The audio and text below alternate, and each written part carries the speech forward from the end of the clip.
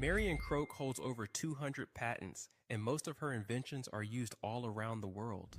In 1982, she joined AT&T Bell Laboratories and worked there for over 3 decades. She was born on May 14, 1955, and raised in New York City.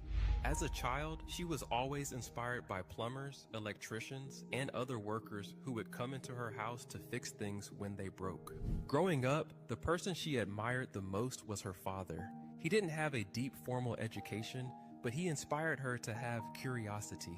Both of her parents were, but he was just so proud of her. And when Marian wanted to study mathematics, he was right there along with her, cheering her on. Marian felt inspired to develop technology that would transform the internet, and she predicted that it would take over wire technology. At her job, Marian saw a problem. Phones needed wires and long-distance calls were very expensive. Then she had an idea. What if you could talk over the internet instead? In 1994, she established the fundamentals of what is called Voice over Internet Protocol. Her amazing inventions made it possible to convert your voice into a digital signal, and this allowed you to make a call directly from your computer or another digital device. When we used to communicate over what was called the public telephone network, the PSTN, it was completely dedicated to voice communication, and it was just crystal clear.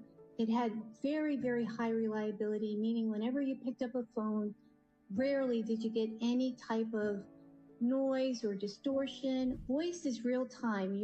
I make a sound, you make a sound back to me, and that's how we communicate. That takes a lot of effort to make sure that it's going to be reliable. So when I first started working in this technology area, it didn't work. The voice would sound very distorted. A lot of times the network would just fail, and the more traffic you would put on the network, meaning the more conversations, the worse it would become. Because of Marian's work, families can hear each other's voices even if they're far away. Friends can laugh together even from different countries, and teachers can teach students right through the screen. Today, Marian works at Google.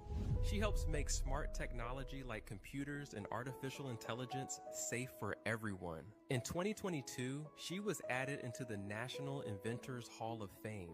So I think it just helps us to be able to be inspired by someone who's human, who can somehow make what seems impossible possible. When I'm in a room with other engineers or other researchers or scientists, we're all alike. We're all trying to solve a common problem.